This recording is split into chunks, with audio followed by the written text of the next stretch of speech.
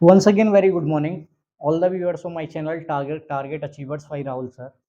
Let me start a fresh chapter that is called class 12th Human Health and Disease. Human की जो health और उसके संबंधित हम बीमारियों के बारे में पढ़ेंगे। डिजीज मीन्स क्या होता है? डिजीज मीन्स होता है कि कोई भी हमारा बॉडी का फंक्शन, बॉडी का कोई भी ऑर्गन ढंग से काम नहीं कर रहा हो, प्रॉपर वे में फंक्शन नहीं कर रहा हो, that is called to be disease. अगर हेल्थ को हम डिफाइन करेंगे तो कैसे करेंगे बताइए? अरे यार, कोई मोटा दिख रहा है तो वो हेल्दी है क्या? नहीं ना, ऑब्वियसली नहीं है, हेल्दी है। हेल्थ का मतलब है person is completely well being, socially, mentally and physically. यानी सोशली अगर इंसान ऐसा नहीं है कि हम बायोलॉजिकल हिसाब से देखे जाएंगे, कोई भी इंसान चोरी कर रहा है तो वो हेल्दी है या नहीं है? नहीं है। यानी सोशली भी ठीक होना चाहिए, मेंटली भी ठीक होना चाहिए और फिजिकली भी ठीक होना चाहिए वो। ऐसे ही हम हेल्थ को डिफाइन करेंगे हेल्थ को। अब human health and disease class 12 का चैप्टर लेंगे हम, इसमें देखेंगे डिजीज होती किस किस से है। बहुत सारी चीजें हैं डिजीज, देखो पैथोजन से होती हैं। पैथोजन में जो आते हैं जो डिजीज फैलाते हैं, ऐसे जैसे आपका प्लाज्मोडियम बाइवेक्स है, मलेरिया है, चिकनगुनिया है, प्रोटोजोआन से होती हैं, प्लेटिहेल्मिन्थेस से होती हैं। बहुत सारे ऑर्गेनिज्म में डिजीज कॉजिंग होते हैं हमारे यहाँ, वायरस से होते हैं। अब let me discuss about virus. मैं आपसे पूछना चाहूंगा वायरस क्या होते हैं, लिविंग और नॉन लिविंग? बताइए। वायरस देखो दोनों कैटेगरीज में होते हैं वायरस। ये देखो वायरस लिविंग और नॉन लिविंग दोनों में आ जाते हैं वायरस हमारे।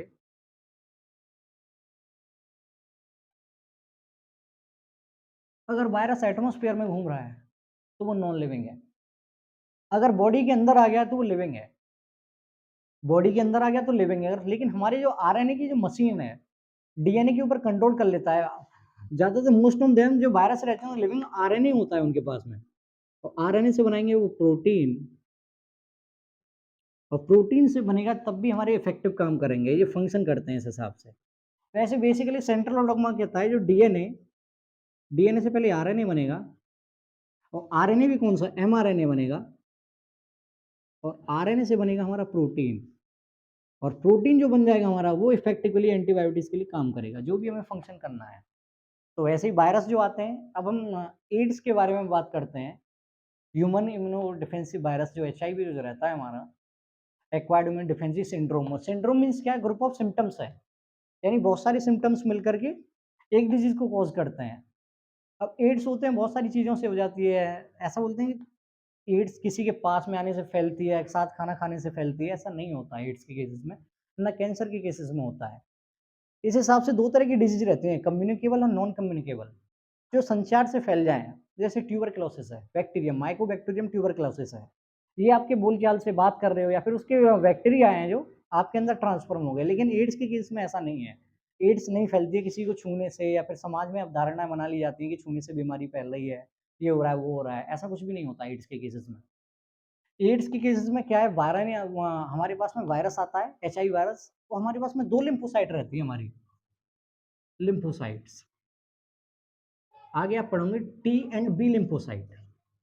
इनको टी हेल्पर बोलते हैं, एक बी लिम्फोसाइट रहते हैं। जो लिम्फोसाइट रहती है हमारी एंटीबॉडीज बनाते हैं। जो वायरस होते हैं ना, एचआईवी वायरस के सबसे बड़ा क्या है, जो हेल्पर टी सेल्स होते हैं इनको किल कर देता है। Kill the helper T cell. जो एंटीबॉडी हमारे अंदर बनने वाली थी, जो हेल्प कर रही थी, उन्हीं को मार देगा तो फिर पेशेंट कहाँ से ठीक होगा? इसी वजह से लिम्फोसाइट पे सबसे पहले अटैक करता है एचआईवी वायरस। वो क्या आता है, जैसे हमारी सेल है,